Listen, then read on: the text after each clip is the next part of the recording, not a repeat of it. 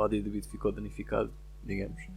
Então eu vou só narrar o processo criativo e como faço o que faço, apesar de que aqui, pelo menos pessoalmente, não é nada muito complicado e só revejo os passos principais dos meus designs, como o meu tratamento de imagens, os filtros, texturas e fontes que eu uso. A ideia para isto surgiu-me enquanto eu estava a ver um vídeo de um processo de outro designer que eu gosto muito, o Elliot is a Cool Guy. Os nossos estilos são bastante diferentes, mas acho que seria engraçado na mesma dar um pouco de insight ao que eu faço. De qualquer forma, crio sempre um novo fecheiro em 800x800, que é a resolução padrão do Instagram, a 300 dpi, nada muito complicado. Uma das coisas que eu também tenho feito ultimamente é fazer um retângulo com um tom acinzentado no meio para dar quase a aparência de um poster e deixar o design respirar um pouco em vez de ter aquela imagem toda preenchida, toda assim para fora esticada. Não gosto muito desse estilo.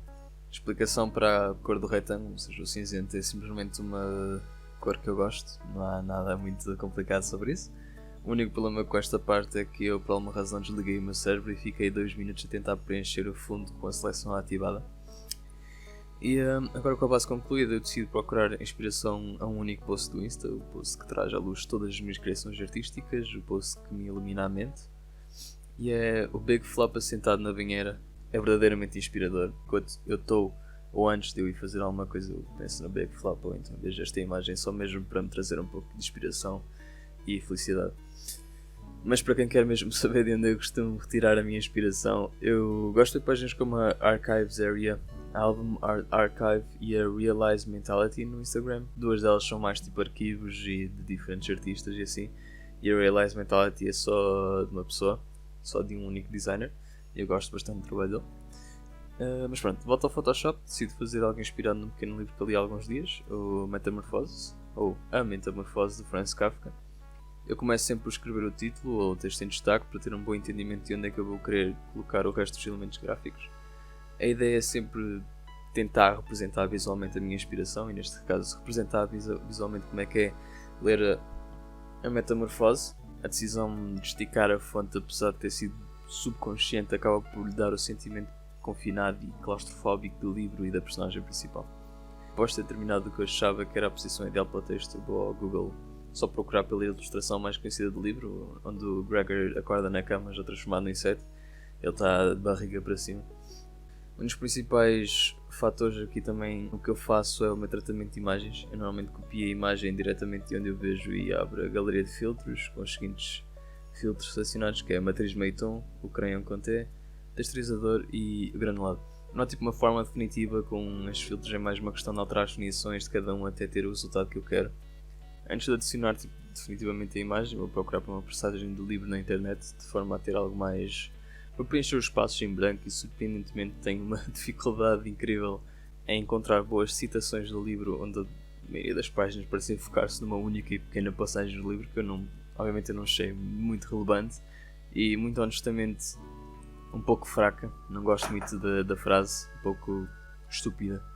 E lembra-me então que a minha escola tinha uma biblioteca digital onde está uma tradução brasileira do livro e após passar francamente demasiado tempo à procura de uma passagem que encapsulasse bem o tema do livro, acabo só por copiar a primeira frase, que é possivelmente a melhor descritora do que é que se passa no mundo do Kafka e do que é que se passa na Metamorfose. Ao copiar para o Photoshop eu percebo que a personagem principal tem o nome de Gregório e não Gregor, o que por alguma razão incomoda-me ao ponto de eu ter que mudar o nome dele para Gregor novamente nas várias instâncias em que aparece. Simplesmente não gosto nada.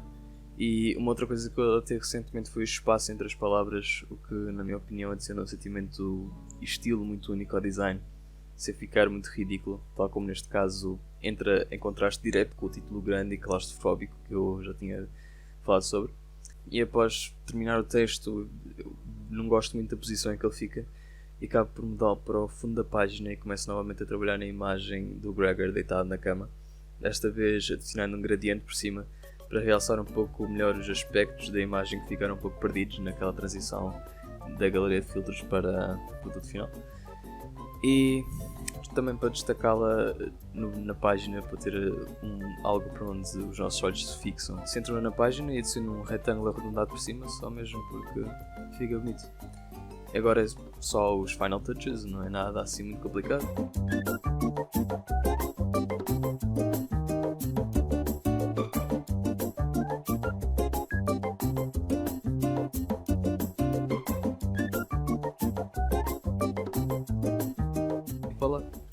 design sobre a metamorfose do Franz Kafka.